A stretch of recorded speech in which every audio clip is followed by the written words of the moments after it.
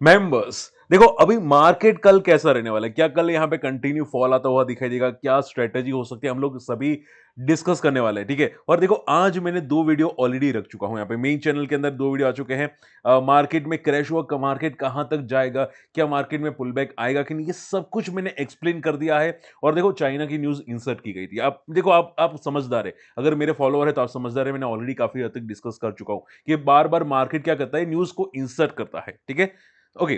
तो यहां पे कलियन ज्वेलर्स, नेटवेब टेक्नोलॉजीज और लुपिन स्टॉक डिस्कस किए हैं। और अभी रिजल्ट जो आया है, Bajaj housing finance, AWL, Tata steel, BSC stock भी डिस्कस किए हैं। ये वीडियो नहीं देखा है, आप एक बार जाके जरूर चेकआउट कर लीजिएगा। ठीक है, एंड देखो मैं स्टार्टिंग में ही बता देना चाहता हूं कि पहले तो मुझे यहां पे एक सिंपल क्वेश्चन आता हुआ दिखाई दिया। मैं यहां पे थोड़ा सा बैक करूंगा यहाँ पे एक सेकंड के लिए। ओके। अगर यहाँ पे आप देखें यहाँ तो मुझे एक कॉमन क्वेश्चन आया था कि सर क्या म्यूचुअल फंड में अभी एवरेज कर देना स्टार्ट कर देना चाहिए। ठीक है, आप यहाँ पे देख सकते हैं क्या म्यूचुअल फंड में एवरेज करना स्टार्ट कर देना चाहिए। ठीक है, देखो मैं सिंपल बोलता हूँ, मैं म्यूचुअल फंड रजिस्टर्ड डिस्ट्रीब्यूटर हूँ। ठीक है, मैं म्यूचुअल फंड के बारे में लीगली आपको बता सकता हूँ कि आपको करना है नहीं करना है। ठीक है, मैं आपको एक सिंपल बता देता हूँ। देखो अगर आपने नहीं किया है, मैं ऑलरेडी एक बार एवरेज कर चुका हूँ बल्क में। ठीक है, तो मैं तो अभी नहीं करूंगा, कुछ भी आ जाए मार्केट में, कितना भी बड़ा फॉल आए या मार्केट में कितना भी पुल बैक है, मैं अभी तो नहीं करूंगा। अगर अगर मुझे लगा कि मार्केट में यहाँ पे स्टेबल हो चुका है तो मैं म्यूचुअल फंड में एवरेज करूंगा, वरना मैं म्यूचुअल फंड में भी एवरेज अभी नहीं करूंगा। ठीक है, मेरा लेवल कब होगा म्यूचुअल फंड में एवरेज करने का, मैं बार बार बता रहा हूं 22,000 के आसपास।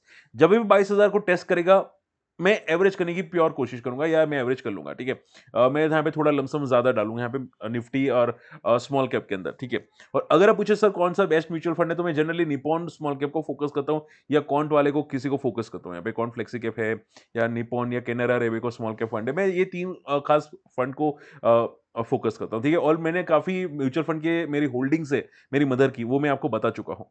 ठीक है, तो इन शॉर्ट में आपने एक बार अगर म्यूचुअल फंड में एवरेज नहीं किया लमसम में, तो एक बार जरूर सोच सकते हैं करंट लेवल पे। और अगर कर लिया है तो एक बार नीचे भी आप जरूर रडार पे रख सकते हैं। ये थोड़ा बहुत नीचे रहेगा। देखो हालांकि परफेक्ट बॉटम पिक करना मुश्किल है। मुझे एक सर ने कहा था सर परफेक्ट लेवल बता दो, परफेक्ट लेवल नहीं होता। ठीक है, मार्केट में परफेक्ट लेवल यानी कि मैं गॉड हूं। ठीक है, परफेक्ट लेवल नहीं होता, अंदाजा होता है जो यहां पे मार्केट की प्रीवियस चाल के हिसाब से होता है। ठीक है, ओके। सर कल मार्केट कैसा रह सकता है, देखो कल का मैं आपको एक सिंपल बता देता हूं। कल अगर आप देखोगे गैप अप दिखाई दे रहा है। ठीक है, 91 पॉइंट गैप अप है।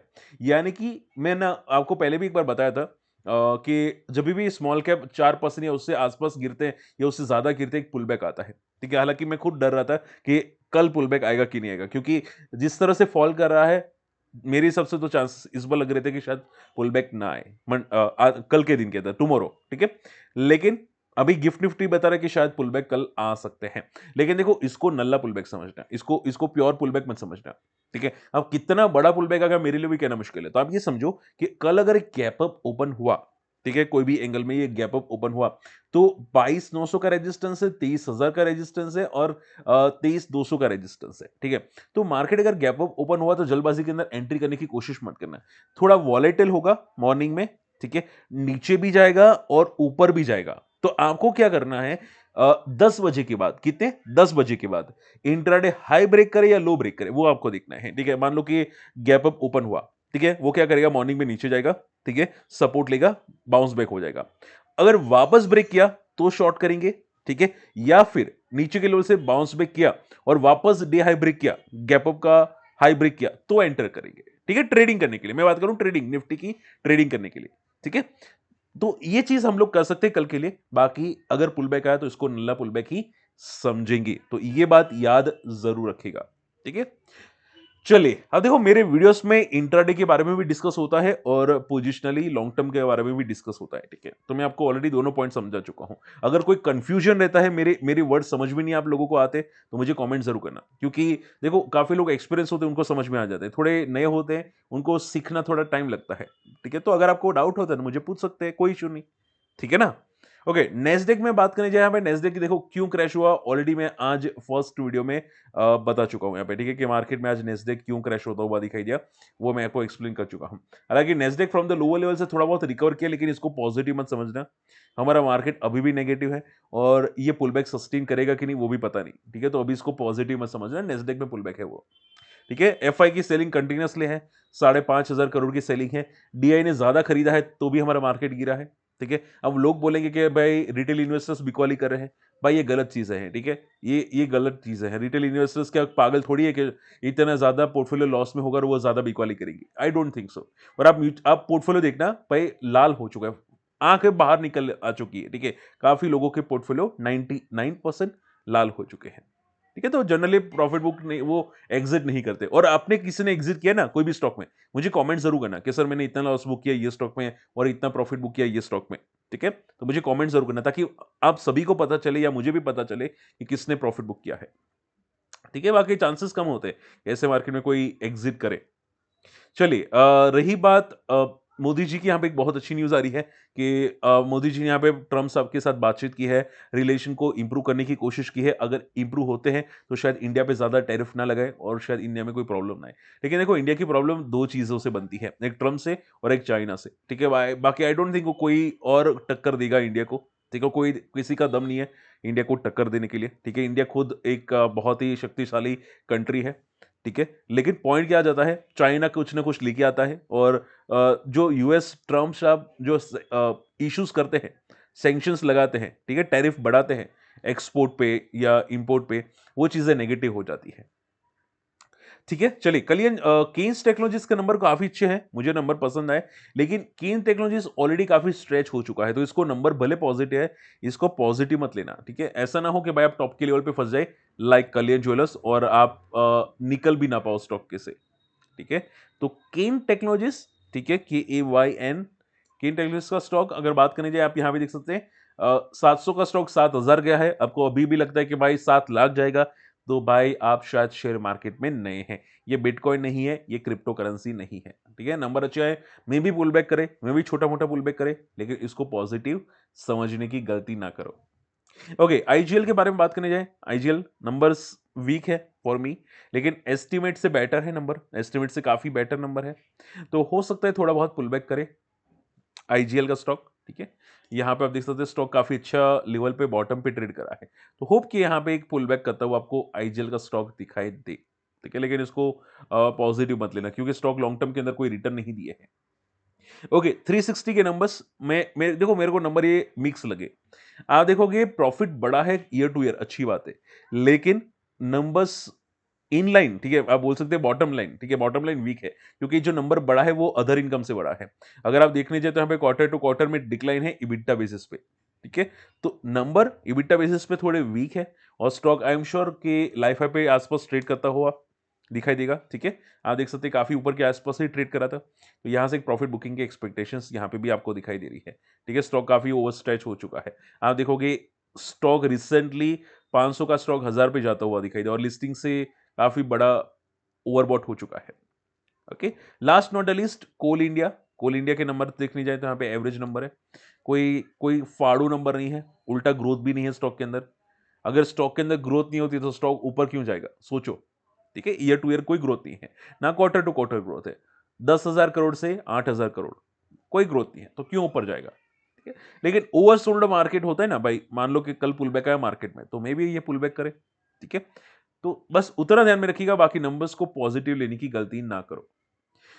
चलिए फटाफट आप लोगों की मैं क्वेरीज लेना चाहूंगा। सबसे पहली क्वेरी आ रही है, वो है NIIT, सर सपोर्ट फाइनल क्या होगा, रिजल्ट कैसे थे? रिजल्ट मैं सिंपल बोलूं तो मिक्स रिजल्ट है, अच्छे नहीं थे, खराब भी नहीं थे, मिक्स रिजल्ट थे।